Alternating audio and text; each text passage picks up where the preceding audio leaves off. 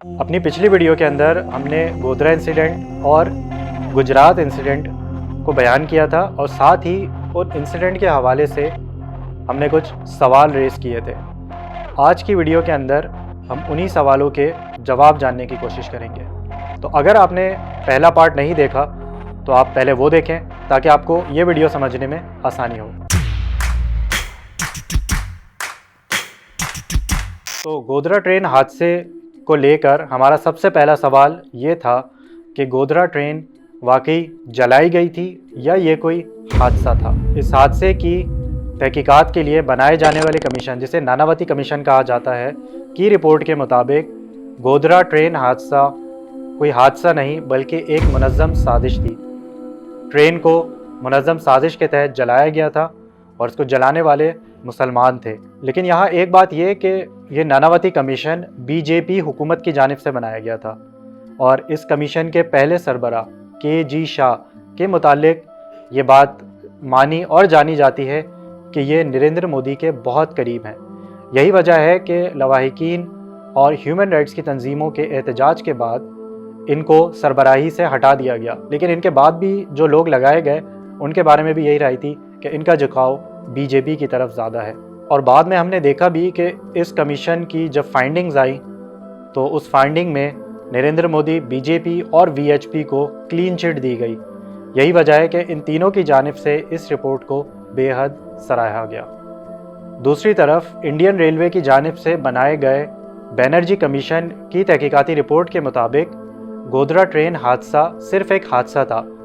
آگ حادثاتی طور پر ٹرین کے اندر ہی لگی تھی، لیکن اس کمیشن کی جانب سے یہ نہیں بتایا گیا کہ آگ لگی کیسے تھی، اور جب آگ لگی تو لوگ باہر کیوں نہیں نکل سکے، اور اتنے سارے لوگ کیسے مارے گئے۔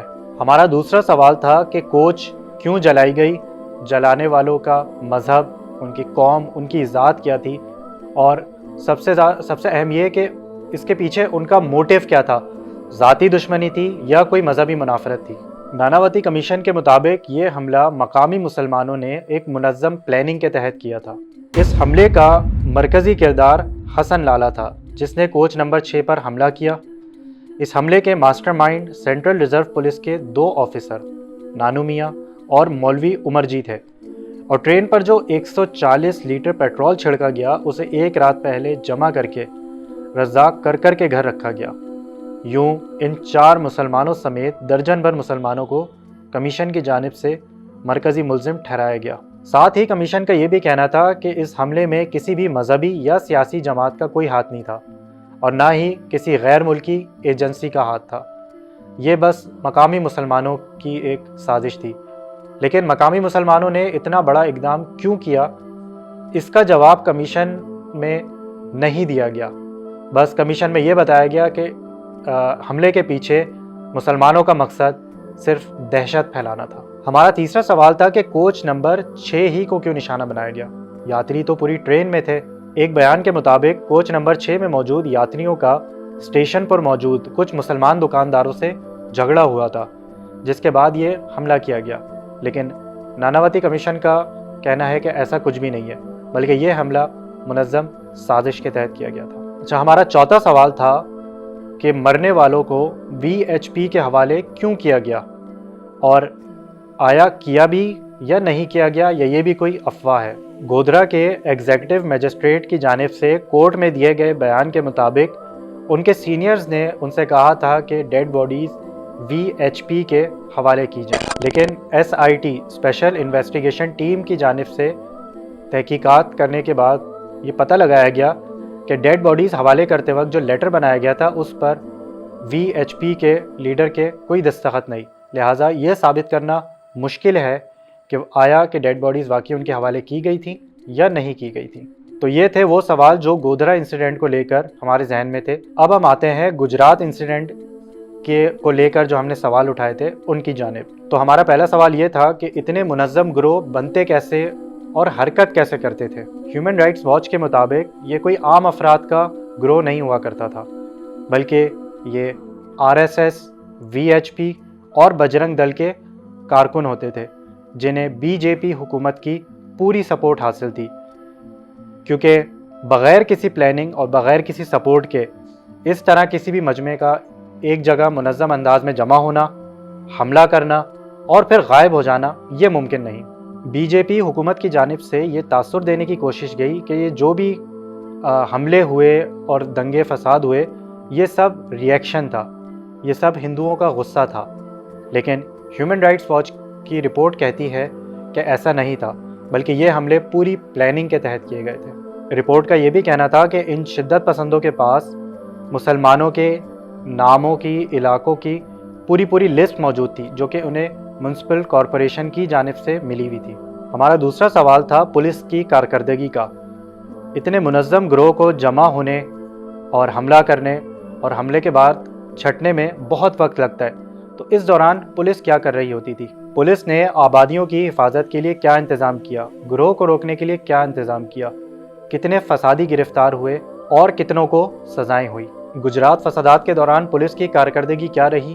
یہ تو ہم پچھلی ویڈیو کے اندر احسن جعفری کیس میں دیکھ چکے ہیں کہ کس طرح پولیس حملے سے پہلے آئی، حملے کے دوران پولیس کی جانب سے کوئی اقدام نہیں اٹھایا گیا، یہاں تک کہ کال تک نہیں اٹھائی گئی، اور اس کے علاوہ جب پھر حملہ ختم ہو گیا، حملہ آور چلے گئے، تب پولیس آئی۔ کم و بیش یہی صورتحال سب جگہ بھی رہی، یا تو پولیس آتی نہیں یا پہلے آتی اور پھر آخر میں آتی، بلکہ رپورٹ میں تو یہ بھی بتایا گیا ہے کہ کئی بار پولیس نے مجمع کو لیڈ تک کیا۔ ہیومن رائٹس واچ کی رپورٹ میں یہ بھی بتایا گیا ہے کہ حملوں کے دوران جب پولیس کو کال کی جاتی کہ وہ مدد کریں تو پولیس کی جانب سے اکثر یہ جواب دیا جاتا کہ ہمیں آپ کی مدد کرنے کے آرڈر نہیں ہے، اور صرف یہی نہیں بلکہ کئی بار تو آگے سے یہ بھی جواب ملتا کہ بھائی اگر ہندوستان میں رہنا ہے تو اپنی حفاظت کرنا سیکھو۔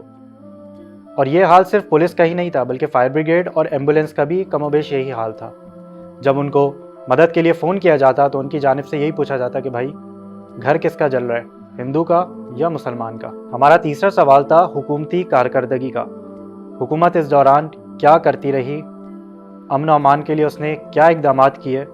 اور جن افراد کی لاپرواہی کی وجہ سے یہ سارے حادثات ہوئے ان کے خلاف حکومت نے کیا اقدامات کیے؟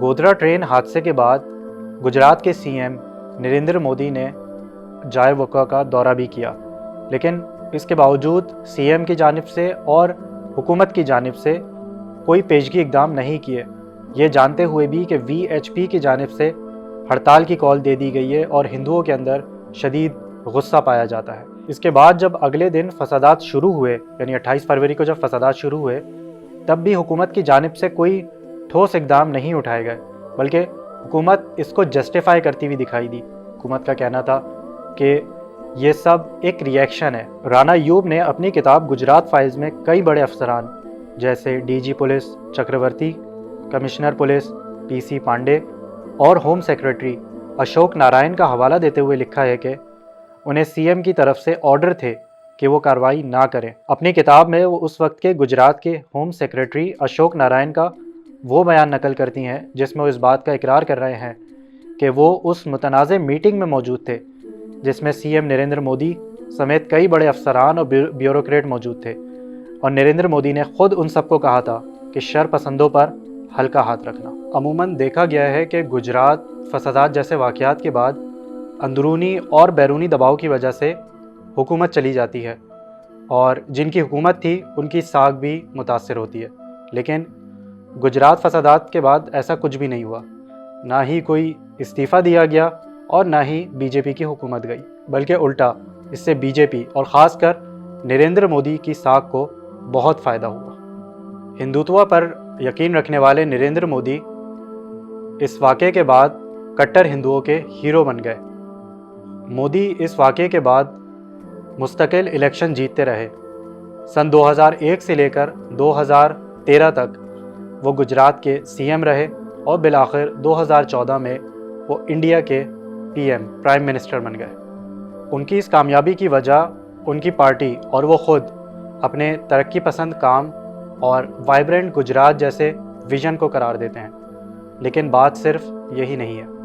اصل بات یہ ہے کہ نریندر مودی نے اپنی سیاست کو ہندو مذہب سے جوڑ دیا ہے اور خود کو ہندوؤں کا اس صدی کا پرتھوی راج چوہان اور مہارانا پرتاپ باور کرایا ہے، جو کہ ہندوؤں کو دنیا میں عظمت دلانا چاہتا ہے۔ اور ہندوستان کو ایک ہندو ریاست بنانا چاہتا ہے، اور اس کام میں شروع سے ان کے ساتھ ہیں ان کے آچاریہ چانکیہ، امت شاہ۔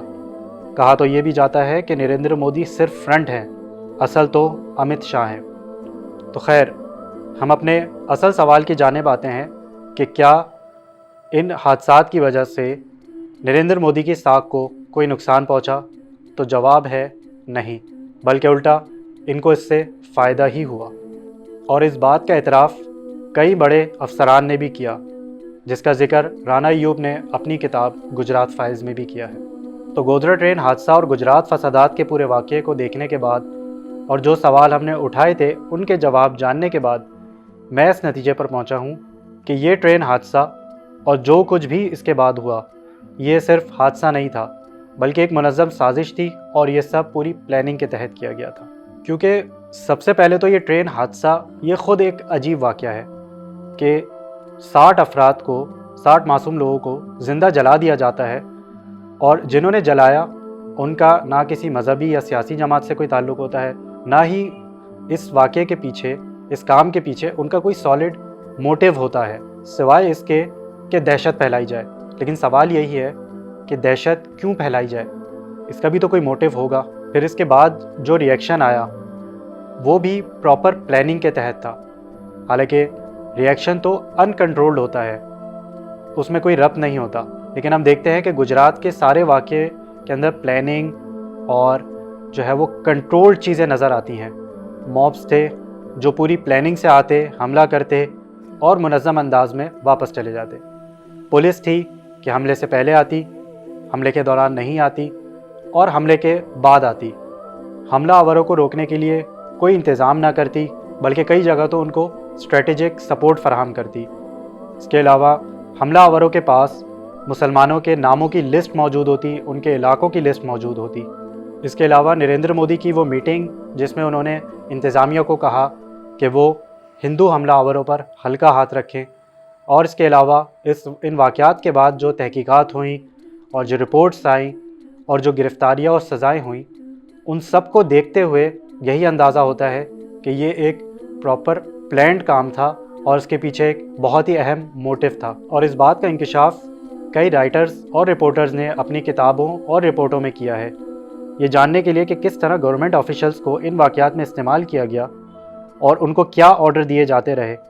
گجرات فائلز بائی رانا ایوب ایک انتہائی بہترین کتاب ہے جو آپ کو بہترین انسائٹ فراہم کر سکتی ہے۔ اس کتاب پر ہم پھر کبھی اپنی ویڈیو میں تبصرہ کریں گے۔ تو ویورز، ان واقعات کو لے کر یہ تھی میری رائے جس کا اظہار میں نے ابھی کیا۔ میں جاننا چاہوں گا کہ اس واقعے کو لے کر آپ کی کیا رائے ہے، آپ کیا سوچتے ہیں اور آپ کا کیا ماننا ہے۔ لہٰذا آپ کی جو بھی رائے ہے اس کو انتہائی مہذب انداز میں کمنٹ سیکشن میں بیان کریں۔ اگر آپ کو یہ ویڈیو پسند آئی ہے تو ویڈیو کو لائک کریں اور ہمیں بتائیں کمنٹ کے اندر کہ آپ کو کیا بات پسند آئی۔ لیکن اگر آپ کو کوئی بات پسند نہیں آئی یا آپ کسی بات سے اختلاف کرتے ہیں تو اس کا اظہار بھی کمنٹ سیکشن میں ضرور کریں۔ اسی کے ساتھ مجھے اجازت دیجیے۔